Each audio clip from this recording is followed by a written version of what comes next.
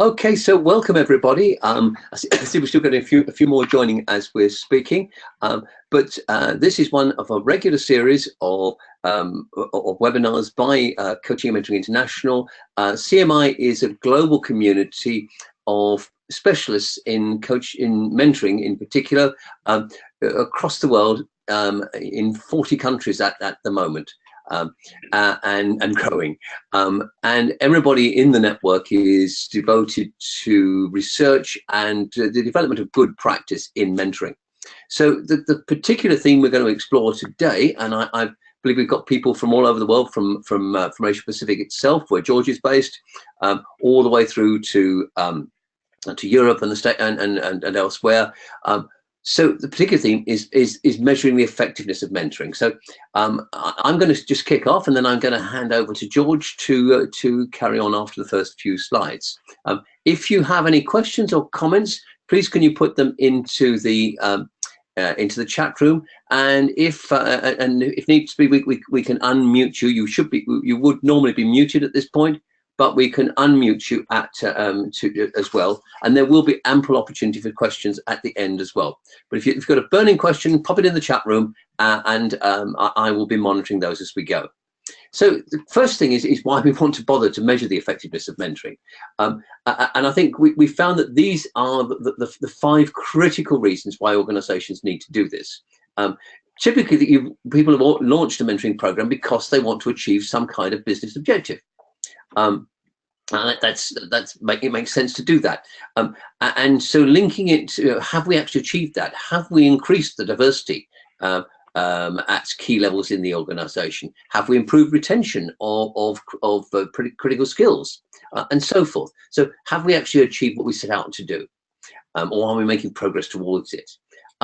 But also measuring the effectiveness helps if you can see what's getting in the way, unintended problems getting in the way. So what, for example, one organisation launched its program, its annual launch was a bit too close to reporting time, so by the end of the financial year, and they found that people actually weren't able to focus on their mentoring responsibilities, simply because that was a time when they were so busy doing other things. So just looking at identifying some of the things that get in the way. We find it's important to motivate people. What happens when the mentoring relationship, somebody comes along and asks, well, how is it getting on, and gets people to review the relationship, it actually stimulates and puts more energy into it. And of course, there are some relationships that don't work. Surprisingly few in well-designed mentoring programs, we have to say. Programs that meet the international standards, which we'll talk about later, basically we find that 95% of the relationships deliver great value for both parties. But nonetheless, some relationships won't work, and so identifying those early on gives you the chance to sort those out before they become a problem. And basically, are the needs of stakeholders being met? And are sponsors still keen to be able to do this? So sponsors that don't hear anything about it, they just all go, there's no feedback to them, they can lose enthusiasm, especially at senior management levels. But if they keep hearing about what's happening, particularly stories of how mentoring has changed people's lives and changed people's careers, that motivates them to keep engaged, and it sustains their interest. So the next slide, George, please. So when we're thinking about the whole thing, the whole process of evaluation, these are some of the key questions that we would ask. So what information do the stakeholders want to know? They could be anybody inside or outside the organisation. What are you trying to achieve when you evaluate? Very often we find that the design of measurements is a bit ad hoc. So how many times people meet, for example, may not actually be a meaningful measure if the critical thing is the quality of the meetings that they have. And people may not be, and are you actually measuring just physical meetings, or are you measuring other interactions that people have? So we're looking at really does the measures that we're trying to put in place actually deliver the information that we want? Have the mentees actually got some specific outcomes that they want to achieve? Now, we know those outcomes are going to evolve over time, but also that's something that you might want to measure. And some programs do very specifically measure this. What has changed in the mentees' understanding of themselves and their goals? What are you going to use the evaluation results for? Who are you going to distribute them to? How will you make them, you apply them to making changes in the program and to keeping your stakeholders informed? And this whole thing about particular business needs, are we finding that this is having a positive or negative impact on, say, retention? And then the next slide looks about the priorities that we need to put into place. So what's the most important things for the organization to know about mentoring? One of the things that we found, for example, is actually the fact for people to recognize and appreciate that top management are really behind this and enthusiastic about it. So one of the things we see very often happening in organizations is that the chief executive and other senior people in the organization will go around talking about their mentoring experiences, both as a mentor and as a mentee, as a result of the feedback that they get from the evaluation. The level of support that people have got from the evaluation. If you've got a steering group, they can do an awful lot of the informal evaluation for you. And just finding out very early themes that are going on, worries that people have got about that might be interfering with the effectiveness of mentoring. Can you do this at the evaluation internally, or do you need external? Ideally, it's more cost effective to do it internally. But sometimes in some organizations, the culture may be such that actually you need somebody to do something that where people may not be quite as open to an internal person. And how much evaluation? That you can over evaluate. You need just enough to be able to fulfill the purposes that you have, but not so much that people feel overburdened by it. There's a clear balance between asking people too much and asking people too little. And then the next question, the next slide that we have is when you should measure. And what we found, these would be a typical set of measures. So you would measure before the program starts. So we've been looking here, what's supporting and getting in the way of mentoring? What are people's expectations? I recall in Brunei at one program in Brunei, where we found that the expectations of mentors were diametrically opposite the expectations of the mentees in the program. So that initial survey and interviews gave us and really made a big impact on the effectiveness of the program, because we were able to share that information and get them to say, okay, what do we do about this different expectation? How do we talk about it? Then at the beginning, you have the expectations of people again, and if you've done some training, we recommend strongly you do training for both parties. Was that effective? What did they find most helpful and least helpful? After 2 or 3 meetings, you'd want to look at it, whether it's a good match. We talk about the no fault divorce clause. And after 4 to 6 months, again, is it working? What more support do people need? There's something called relationship droop, where people run out of them, deal with all the easy issues, but don't get down into the deeper and more important issues. What support do people need to actually keep that relationship, sustain the relationship, and deepen it? And then after 12 months, you'll be looking at some of the outcomes, which may tend to be developmental, because not everybody's going to move on in their career in that 12 months. And then on longer term, we're looking at what happens to them in their career and their overall development as an individual. Now, I'm going to pass over to George to talk about what to evaluate and to take us a bit further. Yes, thank you, David. And I have really had a good fortune of being able to help about 40 different organizations out here in Asia Pacific to start and to plan and to kind of redesign and maintain the mentoring program. So I'll be using with the permission of a client, a European client called ABB out in Switzerland. They're kind of giving me permission to share with you an actual example of their measurement of their mentoring program. So I'll show it to you in a minute.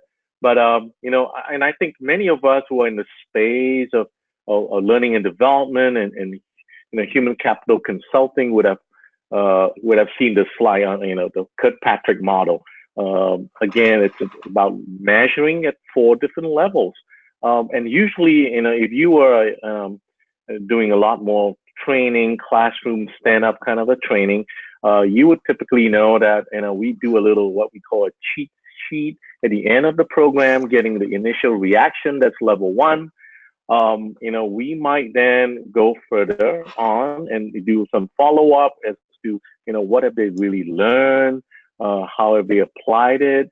And then, if we got to go one step further than that, to see if behaviors have changed as a result of the learning of the application. And finally, at the summit, the mecca of it all, which is, how would that impact the bottom line? And that's a tough one. And I think, we're still, that's the ROI that we so magically, sought after. And that's always still tough, even today, to kind of have a direct link between, development and performance bottom line. But so in mentoring, we can attempt to do that. But typically, to be honest with you, we are looking at, we're still primarily be focusing on level 1 through 3. And for reasons that I'll be talking about later on.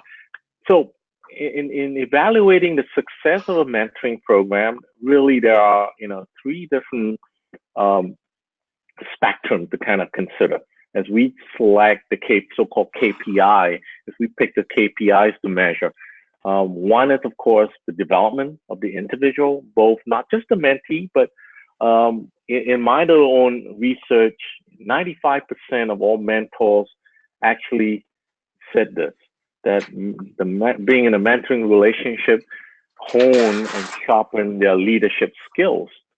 And this is and a very memorable quote from one of the leaders, one of the mentors, is actually this. When I asked, why is that so? Aren't you a leader every day? I mean, aren't you leading a team? And he said, well, I wish I could exercise my leadership competencies on a daily basis with my own people, but KPIs get in the way. So that's a very interesting, to me, that's pretty interesting. Just the obsession with getting results drive a lot of leaders to really just see their staff as production units, just to get the work done, and leaving very little time to kind of to focus on these individuals, the staff that they have, as real human beings, focusing on their more holistic development. So being in a mentoring relationship, and typically it is an offline relationship. I love that definition that David came up with, wow, years ago. Mentoring is really an offline relationship. The mentor is not the direct boss of the mentee. And so with that brilliant stroke of the offline, relationship, we just force the mentor and mentee to kind of focus on the individual, particularly the mentee. So we want to focus on the development of both individuals, both the mentor and mentees. We also want to look at the relationship as well. How's that bonding, that the chemistry, in the depth of conversation, and finally the program as a whole, the process itself. So, and these are some of the ways that we typically will look at, to see if the mentoring program has actually helped with the development of both the mentor and the mentees. Now, again, these promotion, retention figures, 360 feedback. However, in my experience as a practitioner, I would want to caution that I would use a metaphor. Mentoring is like cheese. We all love cheese, but we don't usually eat cheese on its own. We would take cheese, as part of a dish. It's used as an ingredient. And also sometimes when we eat cheese, we would, kind of pair that with wine or certain kind of alcohol, typically wine, but we don't hardly take cheese on its own. And mentoring is like cheese. Cheese is rich. Cheese is really, is very important and it's really critical, but we don't, eat it on its own. And so mentoring, the same thing. Mentoring is a very important development initiative in any organization, but it is best utilize if it's a part of a bigger developmental initiative. So that might come with leadership development, with 360. So mentoring has to stand alone.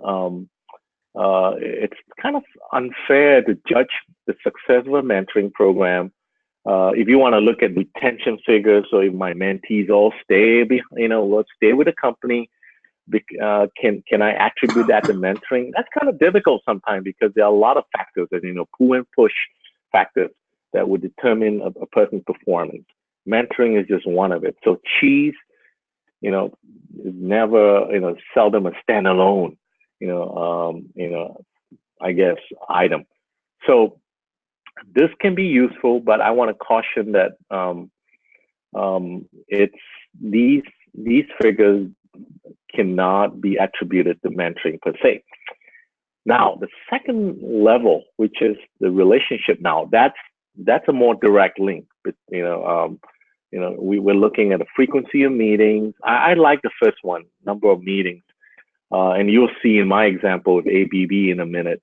To me, no meeting, no mentoring. So that's a very basic measurement. It's a process measure, but it is very crucial. Average length of relationship, yes. Typically we're looking at 12 to 18 months, but some relationships don't last that long because they didn't find that it was useful. So the length of relationship is one thing. Asking for the program to be extended, that's always a something that's a good sign. We want more mentors. And by the way, the best mentors were formerly mentees, in my experience. So relationships, confidential third-party feedback, and typically that could be the boss, the direct boss, the online boss of the mentees. So that's the second level. So when we look measuring relationship, and then we want to then finally look at the program itself. If the program met its objective, and again, it could be a simple question like, "Oh, I'm sorry, I apologize. Something just, oops, my apologies. Something just went very wrong. Let me just come back to it. Yeah, there we go. So if your program is really to bring about more of the mentees development, a high potential program, or management trainee coming in, being able to adapt to the company, or high potential, being able to learn a little bit more, get a little bit more perspective about the organization, of what strategy the organization is embarking. If those are the objective, all we need to ask is, again, the mentees and the mentors themselves, and even the direct bosses, to see if these things have been achieved. As the mentee demonstrated a better knowledge or skill set in those areas.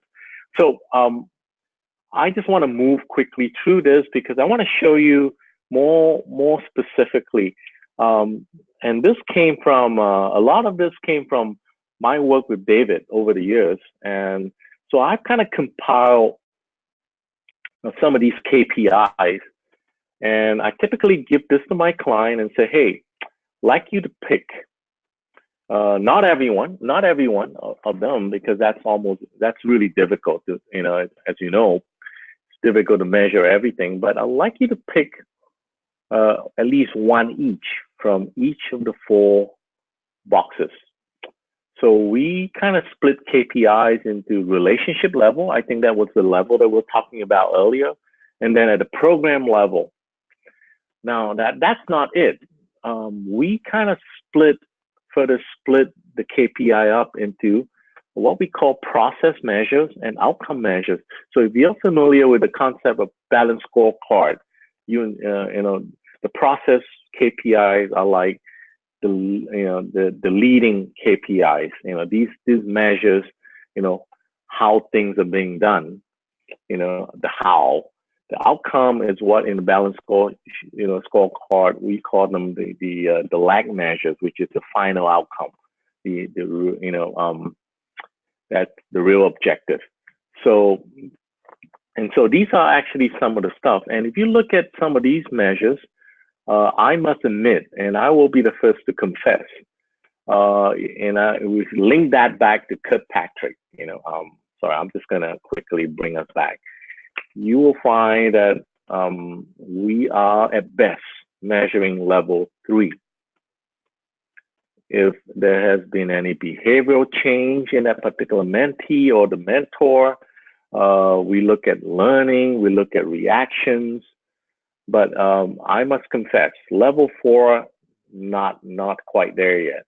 There would be, we'll talk about level 4, the real outcome. So the outcome KPI here, we're looking at most level 3 or sometimes even level 2.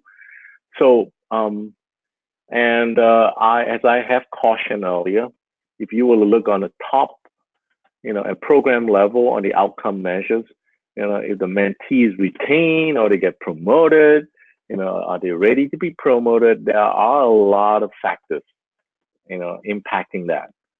So mentoring is just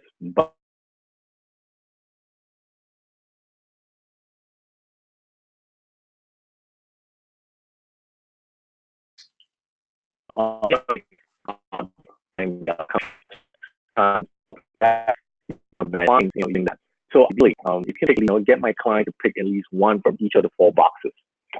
The one that is really tops, as I've said, before, was number of meetings. No meeting, no mentoring. So we kind of set as a rule of thumb, we recommend frequency of meetings. So for example, typically it's on a monthly basis if it's a 12-month program. And so the percentage of meeting, if on the whole, would determine, kind of be able, it's pretty predictive how the relationship goes.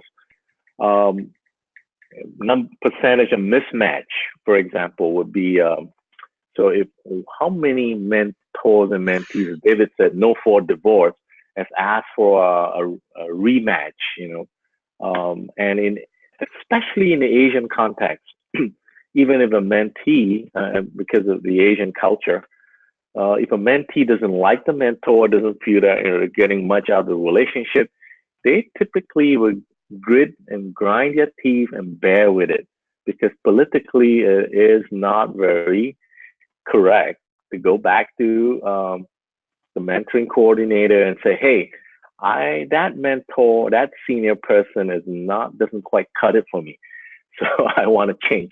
The mentor will get to hear of it. So they would typically, grit their teeth and bear with it. So we don't see a lot of that, but there would be a way, and as David said, at the outset of the program, we typically need to take a more personal touch. The coordinator actually, would call up and meet up with every mentor and mentee and just do a quick check-in. How's it been so far? How are you guys working out? And, and if the coordinator sees signs of things not working out, they might even need to initiate, a rematch. So, so these are some of the KPIs, and on the outcome level for relationship, we typically, the one that we like a lot, the easiest one to measure is the 3rd bullet point, the percentage agreeing that a program should continue.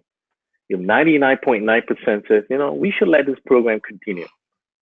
And that's a real good sign to the CEO that mentoring somehow, it's pretty useful, and so we find that this KPI actually is very useful.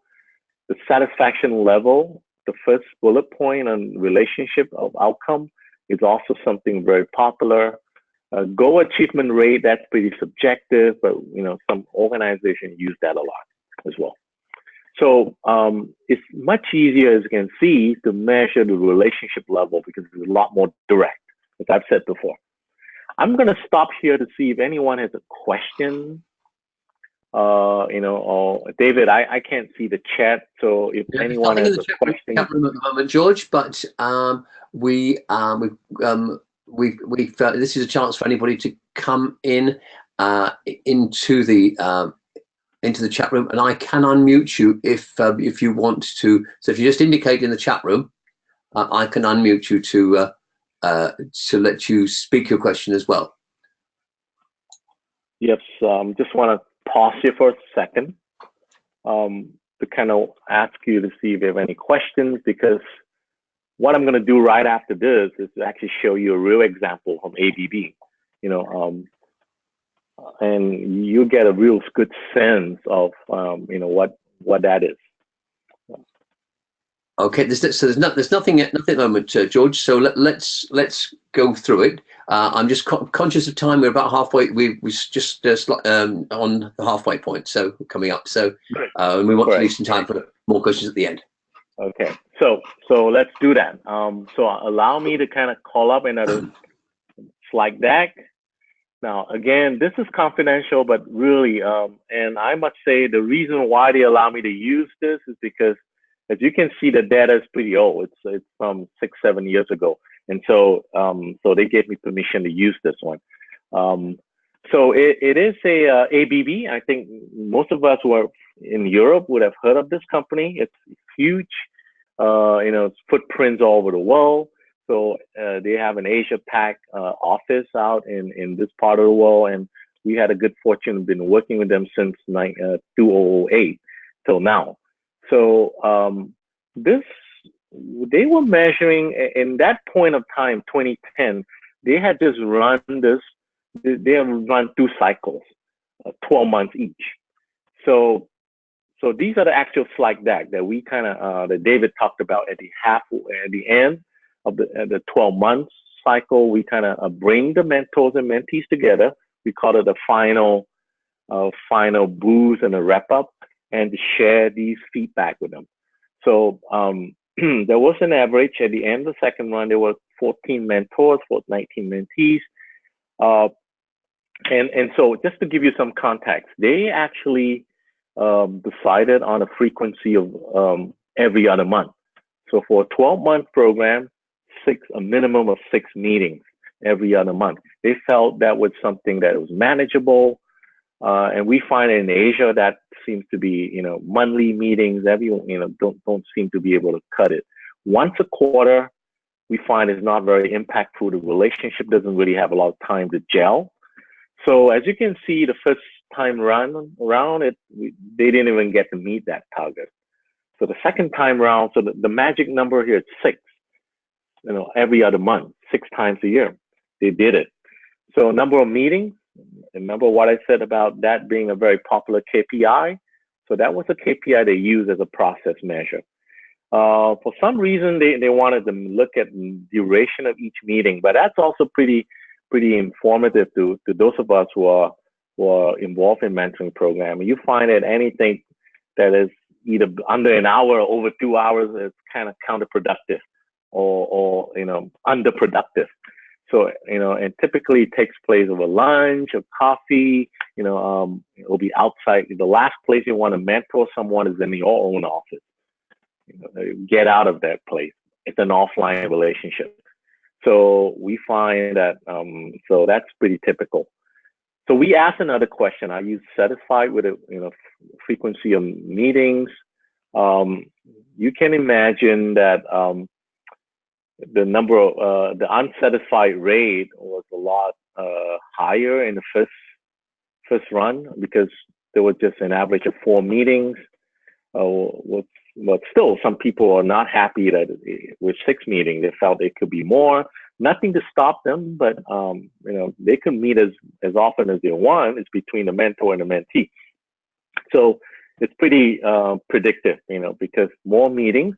So no meeting, no mentoring. So that kind of confirms that. We asked them, how do you communicate besides face-to-face? Same time, the last bullet point is really an in-house WhatsApp messaging system that they use.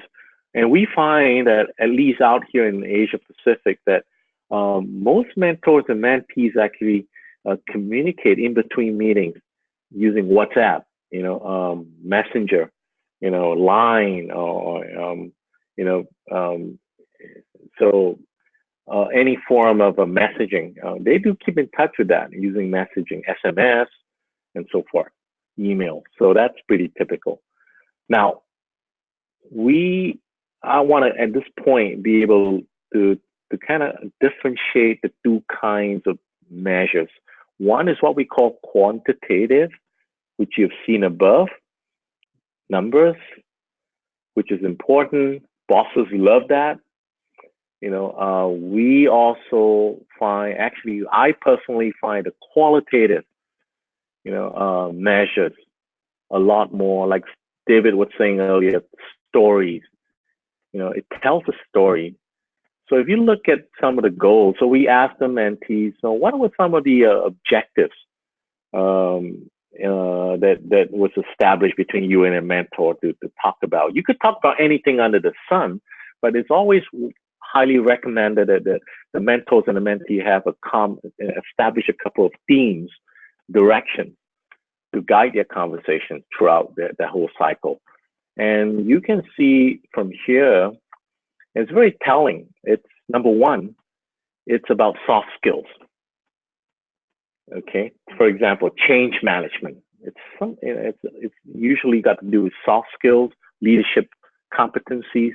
Number one, strategic orientation, time management.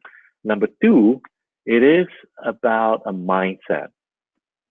It is about a mindset.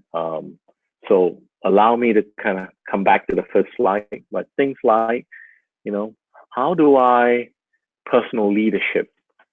How do I enhance my decision making, relationship management? It's really about mindset. So if people were to ask me, what does mentoring really do for us?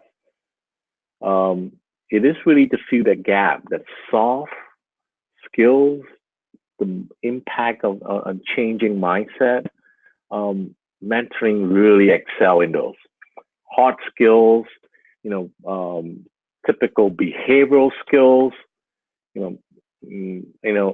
training, learning, typical other means of learning and development can really make a better impact there, if you ask me. But it's just like parenting. So if I were to ask you, and I'm sure most of us are parents, what do you actually outsource the upbringing of your children? And typically the answer is yes. I mean, we send them to schools, the teachers, responsible for teaching them, knowledge. I send them to, you might send them to certain enrichment classes, sports. The sport coaches teach them discipline. So I then ask another question: what are some things that cannot be outsourced in the upbringing of your own children? And I typically hear things like, values, character building. Again, these are about mindset. These are about soft skills. So the same analogy applies. Some things cannot be outsourced. For example, understanding the culture of the business, the organizations, the synergies. The first bullet point right here. We need our own people to be able to do that. You can't outsource that easily. So a lot of leaders, CEOs, when they see these objectives being established and achieved, they understand the importance of mentoring. So I love these. And then if you remember, we back to a quantitative. There was another KPI, to measure the outcome.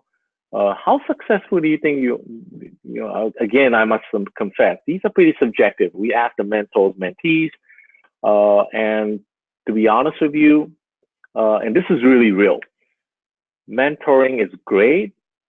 It is not, it does not perform miracle. There would be some relationships after a year, would say, hey, I learned something, I achieved something, but am I totally 100% satisfied or successful? Nah, well, not really, moderate. But you know what? It's all about manipulation of the keys. I could use a five, I could use a five rating system or seven rating system, and I would tell you this, the outcome would be different. But we intentionally just want to stick with three simple um, ratings, not successful, successful, or moderate. So we just want to call a spade in this case. But the client was really happy because they found that mentoring really at least shifted the bar a little bit. Then we would typically ask questions like, hey, so what got in the way? And this is really cross-cultural. I think David will agree with me. Time and commitment. Just making the time and making mentoring a commitment. It's really, really key, but it's also challenging. Lack of focus, lack of time. I'm busy, and David always, this is something I learned from David years ago, which is the rule of thumb. If you're a mentor or mentee, you could bump your mentor or your mentees off once. If you have to cancel, postpone a meeting, it's okay because, we're busy. Let's face it. But let's not bump that mentor or mentee off a second time. We need to make that a commitment. The second time we reschedule once, and then that reschedule time frame, let's make that sacred. So that's always been a thing. So we then ask the question, another quality question. So what we ask the mentees, what do you get out of this? Again, it's very heartwarming. It tells a story. No hard skill. And I would summarize this in three different perspectives. Number one, they get to understand it's organizational development. They get to understand the organization, the first bullet point, understand the company, understand how the different parts of the company works. And so that organization, understanding the organization. The second perspective is individual development, soft skills, ability to look at, learn different skills like strategic thinking, situational leadership, how do you form a team, and then the third perspective is the ability to see the big picture, and stepping away, having someone to talk to you, to kind of actually, people are so busy, we hardly have time to reflect. Mentoring is really a good platform for us to step back and to do that. So we then ask the mentor. So it's really about individual development, learning soft skills, and organizational development, understanding the company, and so forth. Now, we asked the mentor, and this is, again, very telling. Remember what I said? 95% of what mentors I speak to said, I actually get to hone and fine-tune my leadership skills. So what are those leadership skills? Listening, be more aware. A lot of them said, I get to understand the young generation, the millennials. And I said, that's weird because you have a lot of millennials working directly under you. And they said, well, you know what? They don't talk to me because I am the boss. I evaluate them. I'm in their online, I'm in an online relationship. So similarly, just asking you this question, how many of you, for how many of you, your best friend, your BFF is your dad or your mom? And I'll bet we don't see a lot of hands being raised because they judge us. Well, they love us, therefore they judge us. So it's an online relationship. And we typically confide a lot more with people who are more offline, friends, teachers, even cousins and other relatives. So it's the same thing. So the mentors, they are put in a very weird position here.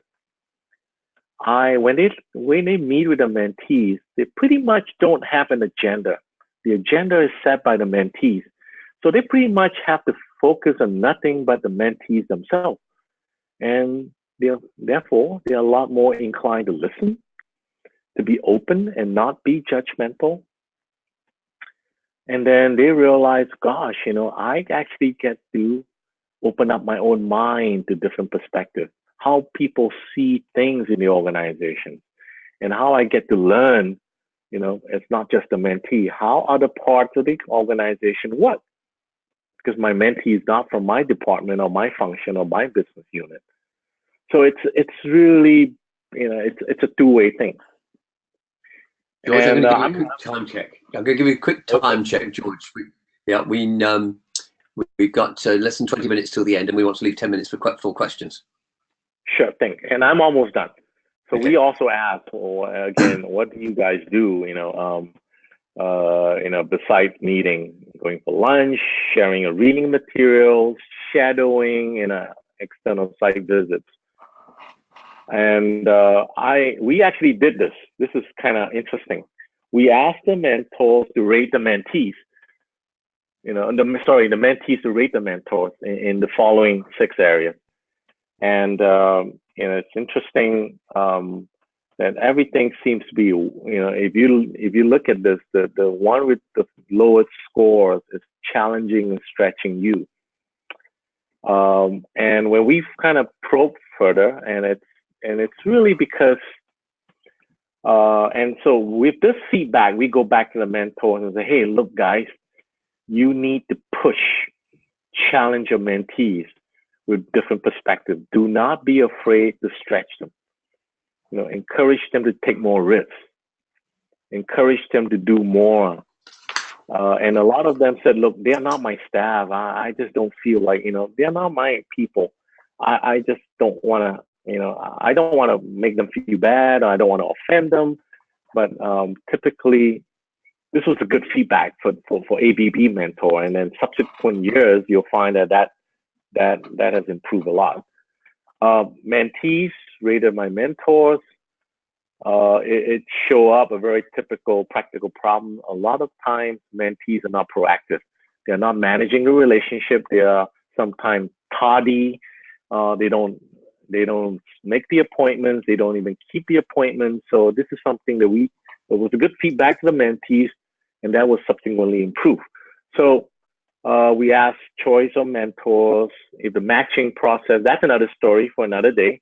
If that is done properly and well, you will get a high satisfaction rate. And program coordination, we asked that as well. This was a magical outcome measures, overall experience. How do you think, you guys, how do you guys find it? And should this program be continued? So these 2 measures are, what the CEOs are and the sponsors are really interested to look at. And it worked out very well. And there was suggestion for improvement. I'll not spend time on that. So that's a real example of how some of the ways we do it. We did this by using a questionnaire. But to kind of want to spend a bit of time to emphasize a point that was made earlier, we recommend, I find it so crucial if you want to do a good measurement, besides just halfway or at the end, in the first 3 months of the mentoring relationship, it is very crucial to actually do this informal ad hoc monitoring. Call them up, meet with them. That's hard work, I know, individually, and ask the following question. This is where you can kind of nip the problem in the bud before it gets worse. And this is when the mentee will kind of sheepishly tell you that my mentor doesn't work for me. And then that's when you can do a kind of a rematch, do a no-fault divorce. But it is important for you to check in the first 3 months, at least one, asking these questions. So that has been our experience. Now, I was aware that in my last slide, really, two more slides, then will stop and shut up and ask, take questions. Level 4, ROI. Again, these are some, David and I kind of find that these are some typical proxy measures. Again, it's not a direct measure. Mentoring, there are a lot of factors impacting this, but these are some of the stuff that we use a lot of. Again, the softer measure, again, this is typically you can use an engagement survey. These are questions that are found in engagement surveys. So if you ask me, I would again caution you on level 4, not because we cannot measure level 4, but because when it comes to level 4 measurements outcome, there's a lot of factors impacting them other than mentoring. So yeah, I think we are pretty. So I'm just gonna stop right here and just do a quick summary. We got to look at it from both the mentor-mentees perspective when we do measurement, the relationship, as well as the whole process, looking at the organization as a whole. Support, I can't emphasize that enough. It is not a measure of a matter of sending them an email to fill in a survey monkey, in certain intervals, but especially in the beginning, a lot of personal touch, calling them, checking in with them helps. It is part of a larger initiative community. I think we emphasize that as well.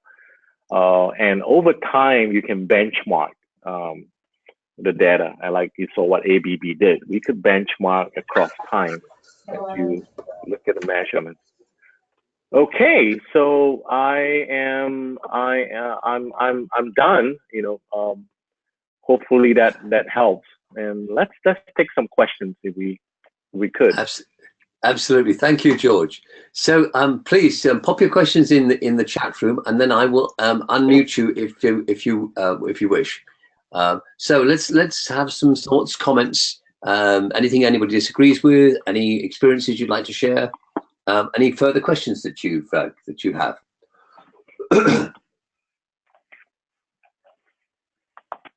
Can't imagine we've answered everything.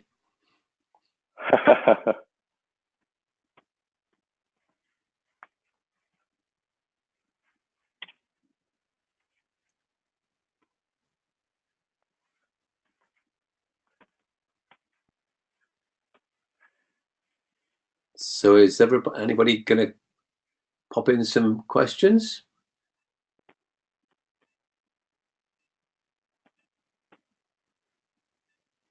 Never had to wait this long before.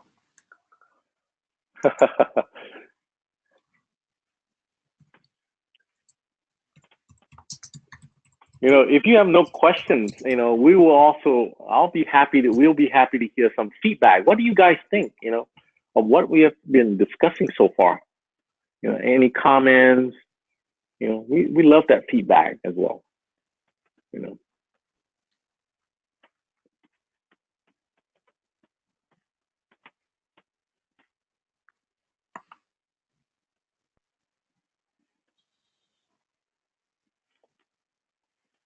So it reminds me of sponges. So you guys are really taking it all in. That's excellent.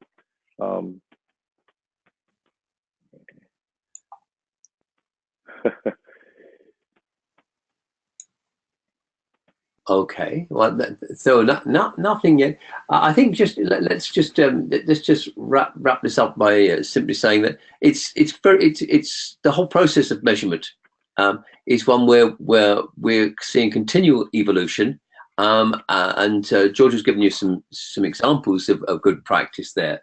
But what we're seeing is this mixture of formal and informal measurement does seem to be a vital part of the whole package.